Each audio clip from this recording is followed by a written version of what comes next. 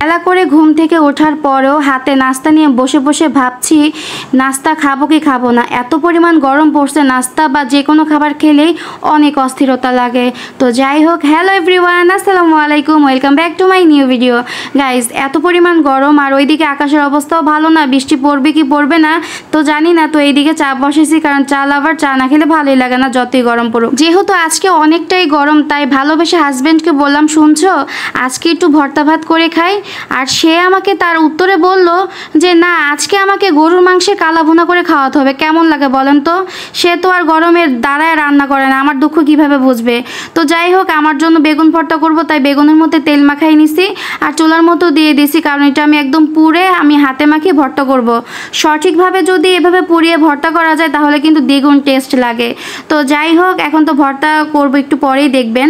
আর এইদিকে আমার হাজব্যান্ড যত যাই হোক বের হয়ে সে বাহিরে থেকে আমার পছন্দের খাবার নিয়ে আসছে। জাস্ট নিয়ে আসার পরে ভাবলাম যে এক মুহূর্তে আমার হাজব্যান্ড আমাকে ছোটোবেলায় ফিরিয়ে নিয়ে গেল। তো দেখে তো বুঝতেই পারছেন, একটা হচ্ছে নাড়ু আর একটা হচ্ছে বাদামের কটকটি, যেটা কিনা জুতা, তারপর হচ্ছে তার কাটা দিয়ে দোকানদারের কাছ থেকে খাইতাম, আর এটা হচ্ছে নারকেলে। তো যাই হোক, অনেক ভালো লাগছে, জাস্ট ছোটোবেলায় ফিরে গেলাম। এইদিকে একদমই অল্প পরিমাণে মাংস ছিল, তো এটা আমি প্রথমত পাতিলে নিয়ে নিছি।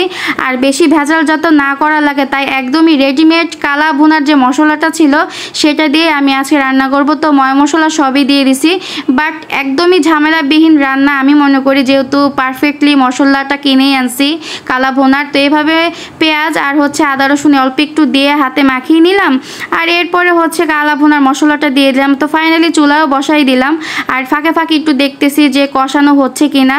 তো এই যে অল্প একটু মাংস যেহেতু আর ফ্রিজেও ছিল, তাই সেদ্ধ হওয়ার কিন্তু বড়ই একটা ব্যাপার ছিল। আরেকটি চুলাতে কিন্তু ডাল ভুনা দিয়ে দিছি, কারণ আমার হাজব্যান্ডের আবার গলা দিয়ে ভাত নামে না ডাল না হলে। তো যাই হোক, কষ্ট হলেও রান্না করতে হয় তার জন্য। তো এদিকে কিন্তু অনেকটাই কষানো হয়ে গেছে, এবার দিয়ে দিলাম প্রচুর পরিমাণে পানি, কারণ মাংসটা সিদ্ধ হওয়ারও একটা ব্যাপার থাকে, কি বলেন তাই না? এইদিকে দেখতে দেখতে মাংসটা সিদ্ধও হয়ে গেছে, ঝোলও কমের দিকে। এখন আমি এটাকে বাগার দেবো, আর কালা ভুনার এই লাস্ট বাগারটাই কিন্তু দ্বিগুণ স্বাদ বাড়িয়ে দেয়। তো এইদিকে আমি পেঁয়াজ আর হচ্ছে তেলের মধ্যে আর কি এটাকে আমি একটু রসুন দিয়েছিলাম অল্প পরিমাণে, দিয়ে এভাবে নেড়েচেড়ে একদম বেরেস্তা কালার করে আমি কিন্তু চুলার মধ্যে দিয়ে দিব, মানে চুলার মধ্যে বলতে গরুর মাংসের যে তরকারিটা সেটার মধ্যে দিয়ে দিব। তো ফাইনালি আমার কিন্তু বাগারটা এই যে দেওয়া হয়ে গেছে, দেখতেই পাচ্ছেন। তো একের সাথে আমি আরেকটা পাতিলের চেঞ্জ করে একদম ফ্রাই প্যানের মধ্যেই ঢেলে নিয়েছি।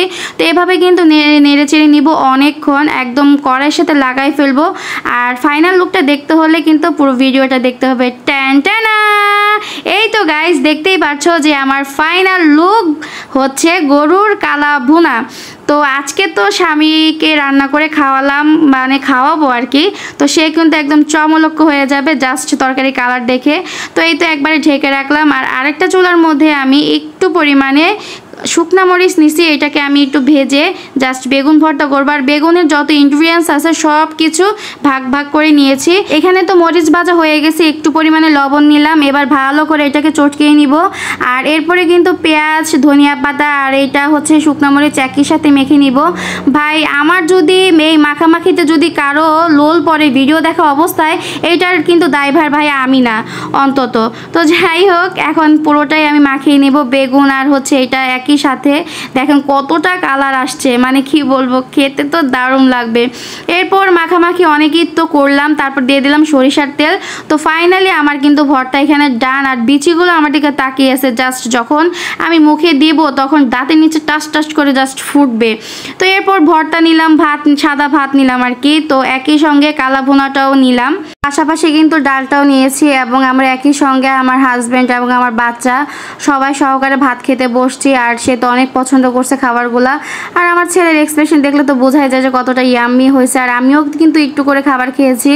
তো কিছুই করার নেই, দিন শেষে যখন স্বামী অনেক কষ্ট করে বাজার নিয়ে আসে, তো তার জন্য কষ্ট করে হলেও আমার রান্না করতে হয়, যতই শীত গরম থাকুক না কেন। এটাই হচ্ছে স্বামীর প্রতি স্ত্রীর ভালোবাসা।